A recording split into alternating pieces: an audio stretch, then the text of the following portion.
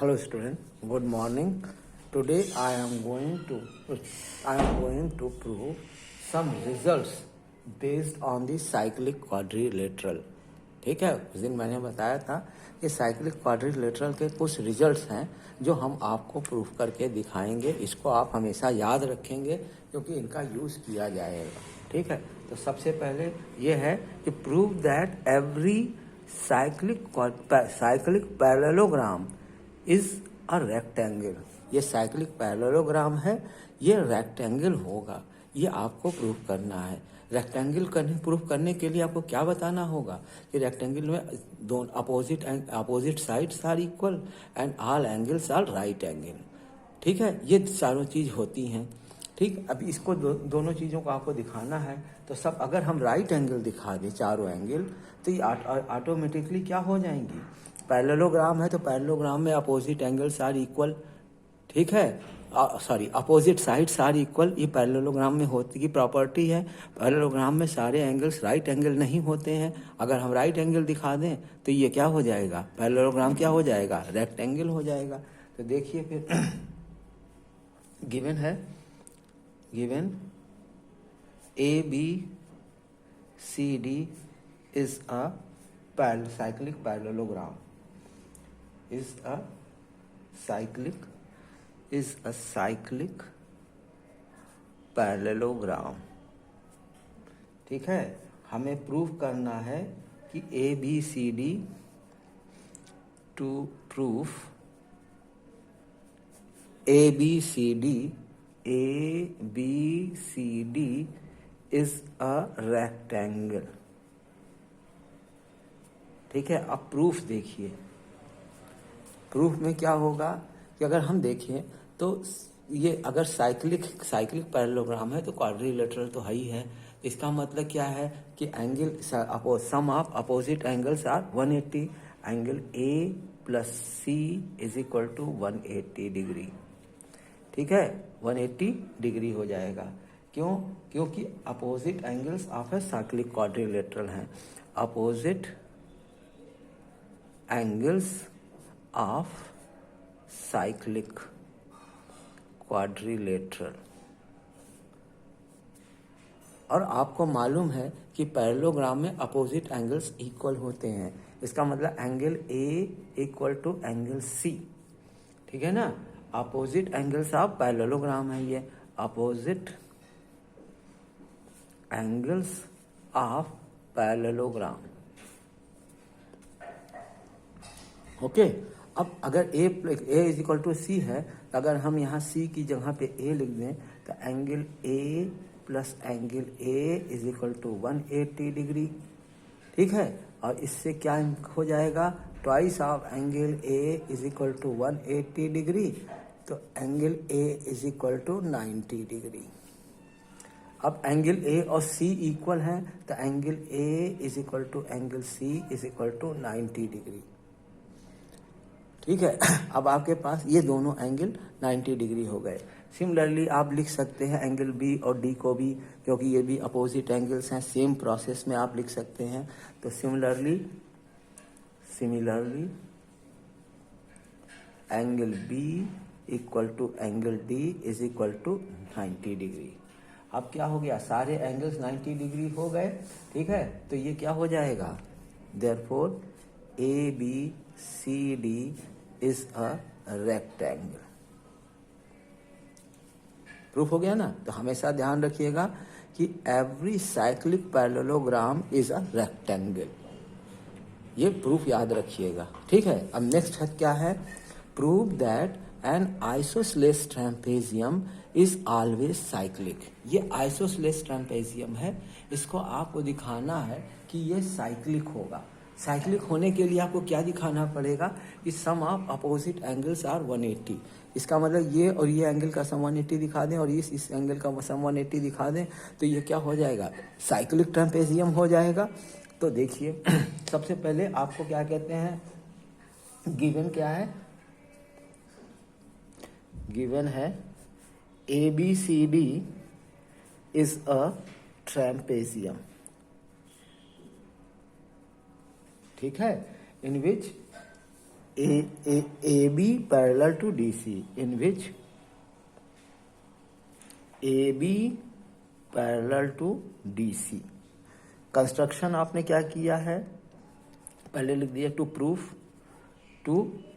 Proof क्या proof करना है आपको, ये ध्यान दीजिए, angle A plus angle C is equal to 180 degree, और क्या करना है, angle B plus angle D is equal to 180 degree.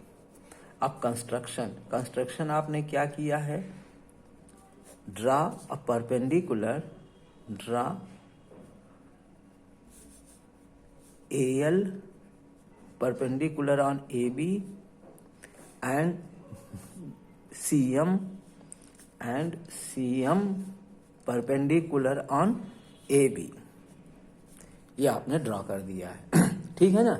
अब देखिए हम प्रूफ दिखा रहे हैं आपको। प्रूफ में क्या करना है, सबसे पहले हम ये ट्रायंगल और ये ट्रायंगल ले रहे हैं, ट्रायंगल ADL और triangle CBM, triangle ADL, triangle ADL and triangle MCB, ये दोनों ट्रायंगल लिए हैं। अब इन दोनों ट्रायंगल में देखिए, सबसे पहली चीज कि क्या कहते हैं कि ये क्या है, आइसोसेलेस ट्रेपेजियम है। इसका मतलब ये साइड और ये साइड इक्वल है, ठीक है ना। तो AD is equal to BC, AD is equal to BC, ठीक है। और ये देखिए, ये DL और CM भी इक्वल होंगे, DL is equal to CM। क्यों, पहले ये क्योंकि डिस्टेंस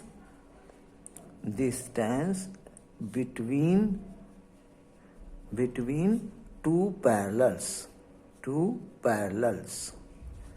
ठीक है ना। हमेशा दो पैरेलल्स के बीच का डिस्टेंस फिक्स रहेगा, ये हमेशा एक जैसा रहेगा, तो इनके बीच की जो लेंथ होगी वो भी इक्वल रहेगा, ठीक है ना। ये हो गया। और आपको मालूम है ये परपेंडिकुलर अगर आपने ड्रा किया है तो ये एंगल और ये एंगल 90 डिग्री होंगे। तो angle DLA equal to angle CMB, angle CMB इस 90 डिग्री हो गए। इसका मतलब ये दोनों ट्रायंगल क्या हो गए, triangle ADL is congruent to triangle MCB। इससे ये प्रूफ हो गया बाई RHS, ठीक है। और इससे ये प्रूफ हो गया कि angle A is equal to angle B, angle A is equal to angle B, ये आपने प्रूफ कर दिया, ठीक है। अब ध्यान दीजिए कि अगर हम ध्यान दें तो ये चीज जो है एंगल, ये भी एंगल, ये एंगल और ये एंगल भी इक्वल होगा क्योंकि कॉन्ग्रुएंट ट्रायंगल का है। तो angle ADL equal to angle BCM, angle BCM। अब अगर हम ध्यान दें तो ये एंगल प्लस ये एंगल, ये आपने परपेंडिकुलर ड्रा किया है तो ये एंगल राइट एंगल होगा, ये दोनों एंगल यहाँ से ये इतना जो है क्या होगा, राइट एंगल होगा। तो अगर हम दोनों तरफ 90 ऐड कर दें तो क्या होगा, देखिए angle ADL plus 90 degree is equal to angle BCM plus 90 degree, दोनों तरफ आपने ऐड कर दिया। तो ये एंगल प्लस ये एंगल क्या हो जाएगा, पूरा एंगल D हो जाएगा। ये एंगल प्लस ये एंगल क्या हो जाएगा, ये एंगल पूरा क्या हो जाएगा ये भी C हो जाएगा। तो ये हो जाएगा एंगल D और ये हो जाएगा एंगल C। तो देखिए आपने ये प्रूव कर दिया कि ये angle A is equal to B है और ये angle D is equal to C है। अब बाई क्वाड्रिलेटरल क्या होता है, angle A plus B plus C plus D is equal to 360 degree. अब इसमें देखिए हम A की जगह B लिख दें, ठीक है, और C की जगह D लिख दें। तो angle B plus angle B plus angle D plus angle D is equal to 360। Twice हो गया तो दोनों में से 2 कॉमन करते हुए angle B plus angle D is equal to 360 degree. तो अब देखिए क्या हो जाएगा कि angle B plus angle D is equal to 180। तो ये आपने प्रूफ कर दिया। सेम चीज इधर है कि अगर आप यहाँ पे अभी आपने b की जगह a लिखा है, अब a की जगह b लिखा है, अब b की जगह अगर a लिख देंगे और d की जगह d की जगह c लिख देंगे तो ये क्या हो जाएगा, ये दोनों भी, ये a और c भी हो जाएंगे। तो similarly angle a plus c is equal to 180 degree. इधर ये भी 180 डिग्री हो गया, ठीक है ना। अब इससे क्या प्रूफ हो गया कि ए बी सी डी क्या हो गए, is a cyclic quadrilateral. A B C D is a cyclic quadrilateral, is a cyclic quadrilateral.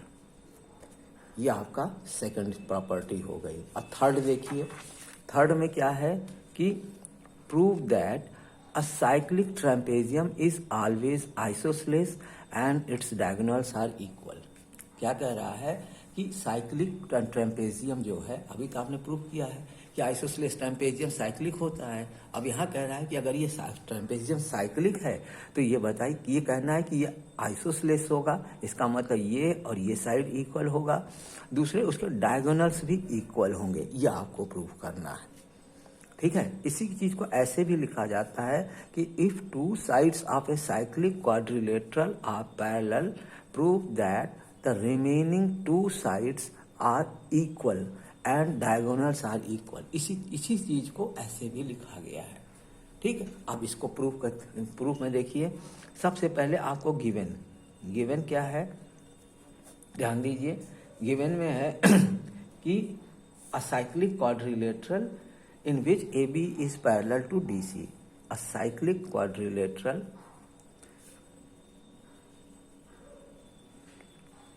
in which AB is parallel to DC, ये गिवन है, ठीक है ना। अब क्या कहते हैं, आपको प्रूफ क्या करना है, टू प्रूफ में देख लीजिए। प्रूफ में क्या है, इसको आइसोसेलेस प्रूफ करना है, इसका मतलब AD is equal to BC, ये प्रूफ करना पड़ेगा। दूसरी चीज डायगोनल्स इक्वल है, इसका मतलब BD AC is equal to BD, AC is equal to BD, ये दोनों आपको प्रूफ करना है, ठीक है ना।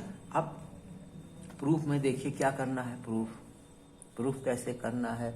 सबसे पहले हम कह रहे हैं कि अगर आप ध्यान दें तो ये AB और DC पैरेलल लाइंस हैं, तो उसके लिए BC जो है वो ट्रांसवर्सल का काम करेगी।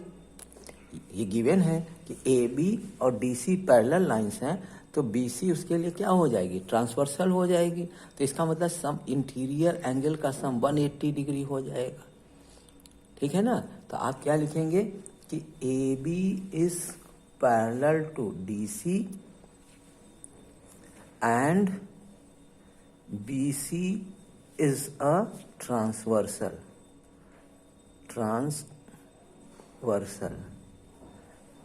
ये ट्रांसवर्सल हो गया। इसका मतलब क्या होगा कि angle ABC plus angle BCD is equal to 180 degree, ठीक है ना। ये क्या कहते हैं, इंटीरियर एंगल्स हैं, इंटीरियर एंगल्स। ये तो आपने ये बता दिया, ठीक है ना। और दूसरी चीज क्या कह सकते हैं कि ये एंगल और ये एंगल क्या है, आपस में इनका सम 180 डिग्री होगा, क्योंकि साइक्लिक क्वाड्रिलेटरल है, ये साइक्लिक क्वाड्रिलेटरल दिया हुआ है, ठीक है ना। तो angle ABC plus angle A D C, angle A D C is equal to 180 degree. ठीक है ना। Opposite angles of cyclic quadrilateral. अब ये दोनों 180 के इक्वल है, तो इन दोनों को इक्वेट कर दें हम, तो angle A B C plus angle B C D equal to angle A B C plus angle A D C. अब देखिए ए बी सी कैंसिल हो गया, तो angle B C D equal to angle A D C. अब देख लीजिए इसमें आपने क्या बता दिया कि एंगल ए डी सी ये एंगल, ठीक है, एंगल बी सी डी ये एंगल, तो ये एंगल और ये एंगल इक्वल है। ये प्रूफ कर दिया आपने। अब ध्यान दीजिए, अब हम ट्रायंगल ले रहे हैं, triangle A C D, triangle A C D and triangle, ये हो गया ट्रायंगल ए सी डी, और दूसरा ले रहे हैं angle B C D, triangle B C D ये ले रहे हैं हम। ठीक है ना। तो अब इसमें ध्यान दीजिए क्या क्या हो सकता है इसमें। ठीक है ना। पहली चीज ये आपने अभी प्रूफ किया है, अगर इस ट्रायंगल का ये एंगल और इस ट्रायंगल का ये एंगल, ये अभी आपने प्रूफ किया है कि इक्वल है, तो आप लिख दीजिए angle B C D equal to angle A D C. ये आपने प्रूफ कर दिया कि ये दोनों इक्वल हैं। अब दूसरी चीज देखिए कि एंगल डी ए सी ये एंगल और एंगल डी बी सी ये एंगल, ये क्या हो जाएंगे दोनों, क्या हो जाएंगे दोनों, सॉरी सेम सेगमेंट के एंगल हो जाएंगे, angle in the same segment. तो आप क्या लिख देंगे angle D A C, angle D A C equal to angle D B C, angle, या ऐसे लिख दीजिए angle C B D, angle C B D. एक ही तरह बोलने में थोड़ा सा कंफ्यूजन हो जाता है। ठीक है। तो ये क्या कहते हैं, यहाँ पे लिख देंगे प्रूव्ड अबव। ठीक है। और यहाँ पे क्या है, angle in the same segment, angle in the same segment, ये हो गया। अब इसके बाद दो चीजें तो आपने प्रूफ कर दी कि ये और ये दोनों एंगल इक्वल है। ठीक है। अब एक चीज आपकी रह गई है। ठीक है। तो ये देख लीजिए कि इस दोनों ट्रायंगल में ये साइड कॉमन है, डीसी पे दोनों ही ट्रायंगल बने हुए हैं, तो DC is equal to C D common side है। तो इससे क्या हो गया, triangle A C D, triangle A C D is congruent to triangle BCD। अगर ये दोनों ट्रायंगल कॉन्ग्रुएंट हो गए तो आपका काम हो गया। इसका मतलब है ये बाई किससे है, एंगल साइड से। अब देखिए इसका मतलब है कि ये दोनों साइड इक्वल होंगे दोनों ट्रायंगल के, तो AD is equal to BC। और दोनों ये देखिए ये डायगोनल्स भी इक्वल हो जाएंगे, तो angle sorry AC is equal to BD, ये बाई CPCT। और यही आपको प्रूफ करना था, AD is equal to BC और AC is equal to BD। ये आपने प्रूफ कर दिया। ओके। इसमें आपको अब कोई कंफ्यूजन नहीं है। इसी पे कुछ इसकी और 3 थ्योरम और बची हुई हैं, वो अगले टर्न पे करा करके तब इस पर हम आपको प्रॉब्लम कराना शुरू करेंगे। Okay, thank you.